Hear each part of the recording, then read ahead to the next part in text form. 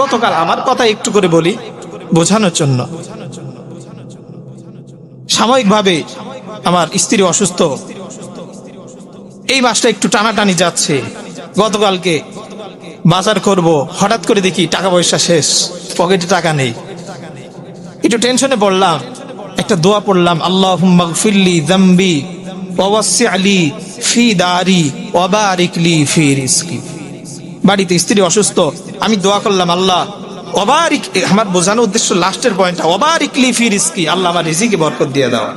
হঠাৎ করে আমার জেহেনটা, আমার ব্রেনটা ঘোরানো শুরু করলো, আল্লাহ বরকত দিবে। আল্লাহ তো ওয়াদা, আল্লাহ তো বলেছেন অল্প টাকার ভিতরে আমি বরকত দিয়ে দিব, নামাজ ঠিক রাখো, 5 ওয়াক্ত নামাজের ইহতিমাম করো। এরপর হঠাৎ করে মনে পড়লো, দেখি বিকাশে একটু চেক দিয়ে দেখি বিকাল টাইম, আদৌ জানি না আমার বিকাশে টাকা আছে।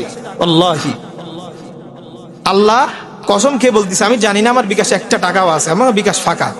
বিকাশ চেক করে দেখি 3700 টাকা আছে। এটা আমি তখনই বুঝলাম আল্লাহর পক্ষ থেকে এটা আমার জন্য বরকত, আল্লাহর পক্ষ থেকে এটা আমার জন্য কি ভাই বরকত। কারণ আরো 2-1 সপ্তাহ পরে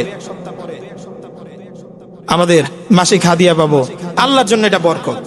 তো বুঝলাম, দান করেছিলাম এই সপ্তাহে, আবার আল্লাহর পক্ষ থেকে বরকত পাওয়ার পরে মুমিন বান্দার জন্য কর্তব্য আবার কিছু দান করা, আরো বরকত বাড়ায় দিবেন আল্লাহ সুবহানাল্লাহ।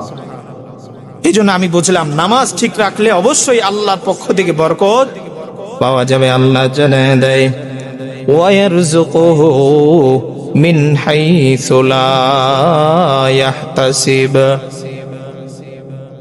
আল্লাহ তাআলা জানায় দেয়, দুনিয়ার জমিনের মানুষ, তোমরা 5 ওয়াক্ত নামাজের যদি ইহতিমাম করে যাও, আমি আল্লাহ আসমান থেকে জানায় দিলাম, আমি আল্লাহ এমন স্থান থেকে বান্দা তোমার রিজিকের ফয়সালা করব, লা ইয়াহতাসিব, কোনদিন তুমি কল্পনাও করতে পারো নাই, কোনদিন তোমার ধারণাও নেই আজকে এত টাকা অর্থ করে এত ব্যবসা বাণিজ্যই বরকত কেন হয়।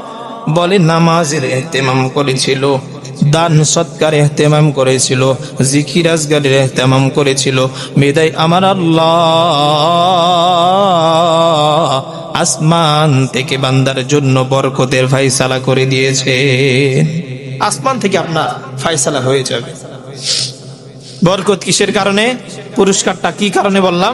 নামাজ পড়ার কারণে, 5 ওয়াক্ত নামাজ পড়ার কারণে 1 নম্বর পুরস্কার।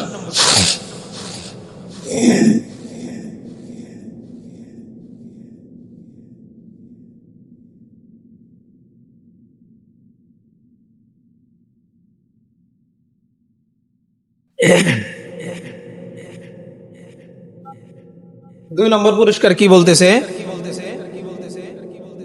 2 নম্বর পুরস্কার, আল্লাহ তাআলা মৃত্যুর সময় কালিমা নসিব করাবেন। সুবহানাল্লাহ।